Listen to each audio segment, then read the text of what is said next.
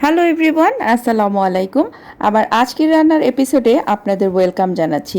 আজ তৈরি করে দেখাবো বরাবরের মতো সহজ এবং মজার একটি রেসিপি। সেটা হলো পাঞ্জাবি ছোলা ভুনা। এটি আপনারা বিকালে নাস্তা হিসেবে খেতে পারবেন, আর ঘরের কিছু সাধারণ উপকরণ দিয়েই তৈরি করা যায়। আর স্বাদটাও কিন্তু দুর্দান্ত। চলুন তো কথা না পেরিয়ে শুরু করা যাক।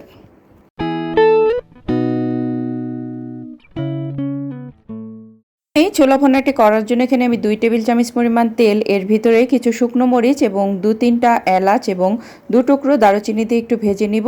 তারপরে এখানে হাফ কাপ পরিমাণ পেঁয়াজ এবং কিছু মরিচ ফালি দিয়ে এটাকেও আমি ভেজে নেব আনটিল এটা গোল্ডেন ব্রাউন হয়ে আসা পর্যন্ত।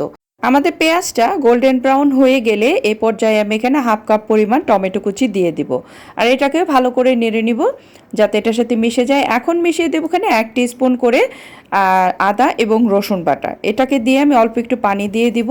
এখন দিয়ে দেবো গুঁড়ো মশলা, এখানে সব 1 টিস্পুন করে হলুদ, জিরে গুঁড়ো এবং ধনিয়া এবং মরিচের গুঁড়ো আমরা অ্যাড করে দেবো। স্বাদ অনুপাতে লবণটাও আমরা অ্যাড করে দিচ্ছি।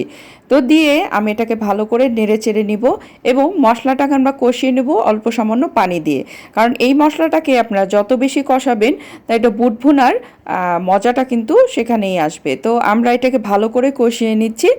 নেওয়ার পরে এখন আমরা এই যে মূল উপকরণ, সেটা হচ্ছে এই যে ছোলা। এটা আমাদের পাঞ্জাবি ছোলা, খুব বড় বড়, আমাদের সাধারণ দেশি ছোলার মতো নয়। সাথে আমি এখানে একটা আলুকে এটা লবণ দিয়ে সিদ্ধ করে নিয়েছি। এখন এই মশলার ভিতরে সরাসরি আমি এটাকে দিয়ে ভালো করে নেড়ে চেড়ে নিব এবং অপেক্ষা করব এটা ভালো মতো কষে আসা পর্যন্ত।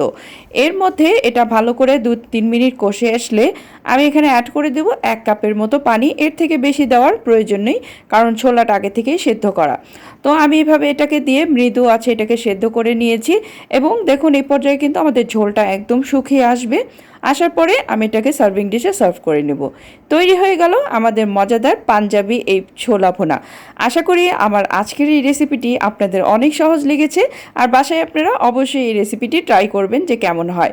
যদি আমার ভিডিওটি ভালো লাগে অবশ্যই একটি লাইক করবেন এবং আমার চ্যানেলটিকে সাবস্ক্রাইব করে আমার পরিবারের একটি সদস্য হয়ে যাবেন। তো দেখা হচ্ছে নেক্সট ভিডিওতে। সে পর্যন্ত সবাই ভালো থাকুন। আল্লাহ হাফেজ।